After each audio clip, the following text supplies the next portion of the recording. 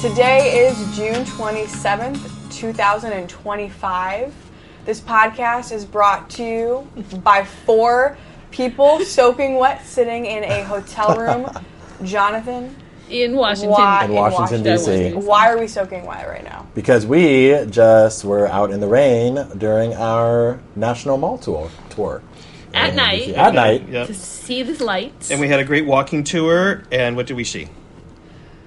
The World War II Monument. Vietnam. Yeah, Vietnam, Korean War Memorial. Yep. Abraham Lincoln. Yeah, Martin Luther King Memorial. Yep, and all through that, then it just started to rain, and so that's why we're all wet. Yeah. Yep. We got caught in the rain. And how appropriate is it? We were reading Deuteronomy 20 and 21, and these are, as the ESV says, laws concerning warfare. Yeah, and we just saw war memorials. Lots of it. Yep. Yeah. Okay, and so today, what's going to be happening today? Today's something special. It is our 33rd wedding anniversary. Yes, it is. Woohoo! Yep. Yeah. And we will be in a seminar in the morning, and then you guys are heading out to get to Rockford. And what are we doing tomorrow for our anniversary? We are we're going to see the Museum of the Bible some more. Yep. We are going to go out to dinner, and then we are going to go on a sunset cruise on the Potomac River. We're looking forward to it. It'll be great. Yeah. Okay. And, so Deuteronomy 20 starts like this. When you go out to war against your enemies and see horses and chariots and an army larger than your own, you shall not be afraid of them. For the Lord your God is with you, who brought you up out of the land of Egypt. And when you draw near to the battle, the priest shall come forward and speak to the people, and shall say to them, Hear, O Israel, today you are drawing near for battle against your enemies. Let not your heart faint. Do not fear or panic or be in dread of them, for the Lord your God is he who goes with you to fight for you against your enemies to give you victory. I just think about Jericho, right? Mm-hmm. Yes. God is going to go and fight with them to give them victory. Then the officers shall speak to the people, saying, Is there a man who has built a new house, or who has not dedicated it? Let him go back to his house, lest he die in battle and another man dedicate it. Okay, and we're coming up on you guys. And is there a man who planted a vineyard and has not enjoyed its fruit? Let him go back to his house, lest he die in battle and another man enjoy his fruit. And is there a man who's betrothed to a wife and has not taken her? Let her go back to his house, lest he die in the battle and another man take her. And the officers shall speak further to the people. Is there any man who is fearful or faint-hearted? Let him go back to his house, lest he make the heart of his fellows melt like his own. And when the officers have finished speaking to the people, then the commander shall be appointed at the head of the people. That reminds me of in Judges. Yeah. Gideon. Mm-hmm. Yes. Right? Who, Right. if people were afraid, they turn them around, send them back. That's right. Right. And here there's so many who are being able to go back. Yep. Okay, verse 10. When you draw near to a city to fight against it, offer terms of peace to it. And if it responds to you peaceably and it opens up to you, then all the people who are found in it shall do forced labor for you and shall serve you. But if it makes no peace with you, but makes war against you, then you shall besiege it. And when the Lord your God gives it into your hand, you shall put all its males to the sword. But the women and the little ones, the livestock, and everything else in the city, all its spoil, you shall take as plunder for yourselves. And you shall enjoy the spoil of your enemies, which the Lord your God has given you. Thus you shall do to all the cities that are very far from you, which are not cities of the nations here. But in the cities of these people that the Lord your God is giving you for an inheritance, you shall save alive nothing that breathes, but you shall devote them to complete destruction. The Hittites and the Amorites, the Canaanites and the Perizzites, the Hivites and the Jebusites, as the Lord your God has commanded, that they may not teach you to do according to all their abominable practices that they have done for their gods, and so you sin against the Lord your God. When you besiege a city for a long time, making war against it in order to take it, you shall not destroy its trees by wielding an axe against them. You may eat from them, but you shall not cut them down. Are the trees in the field human, that they should be besieged by you? Only the trees that you know are not trees for food you may destroy and cut down, that you may build siege works against the city that makes war with you until it falls. It's interesting that God commands them to offer peace before Yeah. attacking. Like, give them the option to convert and to make peace. And only then, if they don't, okay, now there's rules about how this goes. Yeah, and I think that's a little bit like with when going through. Sihon, king of Heshbon, and Og, king of Bashan. right. Yeah, they offered peace, but God hardened their hearts, so they destroyed them. Yeah. But with Edom and Moab, their hearts were soft, and they kind of were able to travel through the land. Yeah. But that was the land on the eastern side of the Sea of Jordan that they're going to be able to have because they conquered them because their hearts were hard. But yeah, offering peace. Okay, so just in terms of a summary here, just let's say kind of speaking about war. Right. Instructions about the warfare that they're going to face. Yep. And just those who are exempt from military. I thought chapter 24 is those who have been married within their first year. We've been married 33 years, but if you're married your first year, you're kind of You're exempt. excluded. That's 24. Right. I thought that was here. But several are exempt, and then we have just instructions when you take over everything. Okay, chapter 21. Chapter 21.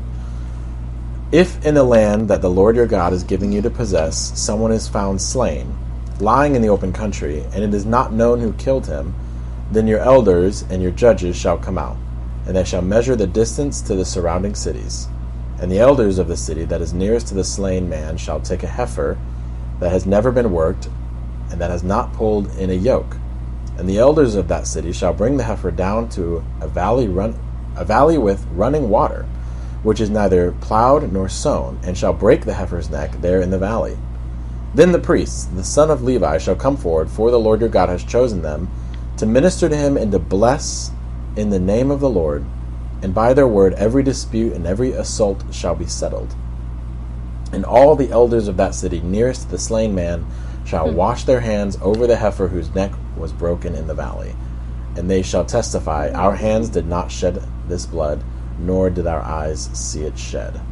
Accept atonement, O Lord, for your people Israel, whom you have redeemed, and do not set the guilt of innocent blood in the midst of your people Israel, so that their blood guilt be atoned for.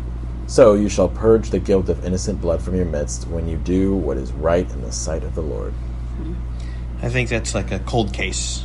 Right. Where someone died, they don't know who it is. And Right. But I think it speaks to the importance that atonement needs to be made. Right. Yeah. There's still guilt to be dealt with. Yeah. And it still needs to be purged. Yeah. Like Okay. verse 9. Okay, when you go out to war against your enemies, and the Lord your God gives them into your hand, and you take them captive, and you see among the captives a beautiful woman, and you desire to take her to be your wife, and you bring her home to your house, she shall shave her head and pare her nails. I'm not sure what about the nails, but I don't know. yeah. And she shall take off the clothes in which she was captured, and shall remain in your house, and lament her father and her mother a full month. And after that you may go into her and be her husband, and she shall be your wife. But if you no longer delight in her, you shall let her go where she wants, but you shall not sell her for money, nor shall you treat her as a slave, since you have humiliated her. What a strange...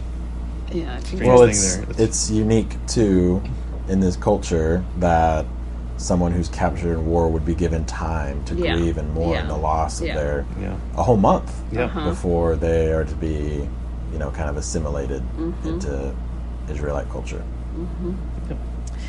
Okay, verse 15. If a man has two wives, the one loved and the other unloved, and both the loved and the unloved have borne him children, and if the firstborn son belongs to the unloved, then on the day when he assigns his possessions as an inheritance to his sons, he may not treat the son of the loved as the firstborn in preference to the son of the unloved, who is the firstborn, but he shall acknowledge the firstborn, the son of the unloved, by giving him a double portion of all that he has. For he is the firstfruits of his strength. The right of the firstborn is his. Okay, well, so there's obvious, like Jacob and favoring his sons, and Yeah. It does sound sound like Jacob and his sons right, from and two wives, more and wives. each of them feeling Yeah. unloved, Yeah. and so you just wonder if that's in the background here as Yep. as this is being written. Yeah, could be. If a man has a stubborn and rebellious son who will not obey the voice of his father or the voice of his mother, and though they discipline him, will not listen to them, Then his father and his mother shall take hold of him and bring him out to the elders of his city at the gate of the place where he lives. And they shall say to the elders of his city, This our son is stubborn and rebellious. He will not obey our voice. He is a glutton and a drunkard. Then all the men in the city shall stone him to death with stones. So you shall purge the evil from your midst, and all Israel shall hear and fear. There's purge the evil again. Yeah, we see that a lot. And just also, this seems like it's dealing with relations, whether it's female slaves or whether it's the right to the firstborn or a son, like just what to do in your house when you take the land. And this is like Levitical law. It's just difficult to understand. It's very unique to their situation. Yep. But, boy, rebellious sounds super hard. Okay, and then we come to a great gospel verse here. Yep. Verse 22, And if a man has committed a crime punishable by death, and he is put to death, and you hang him on a tree, his body shall not remain all night on the tree, but you shall bury him the same day. For a hanged man is cursed by God. You shall not defile your land that the Lord your God is giving you for an inheritance. Great gospel reference here, right? Galatians. Galatians 3? 3, yeah, that's what I was thinking. Which says? Cursed is the man who hangs on a tree, and Christ became a curse for us. And, it's interesting, in verse 22, he says, if someone has committed a crime punishable by death, and all of us have committed a crime punishable by eternal death, but Christ hung on the tree for us so we wouldn't have to. That's right. Yeah. What a great way to end things on. Here, Deuteronomy 21. And one more day today at Museum of the Bible at our conference. And then you guys heading home. We're going to spend a couple more days in Washington, D.C. But we'll keep you posted on the podcast. Stay tuned. Yes, we will. Bye-bye. Okay, we'll see you. Bye-bye. Bye. Woohoo!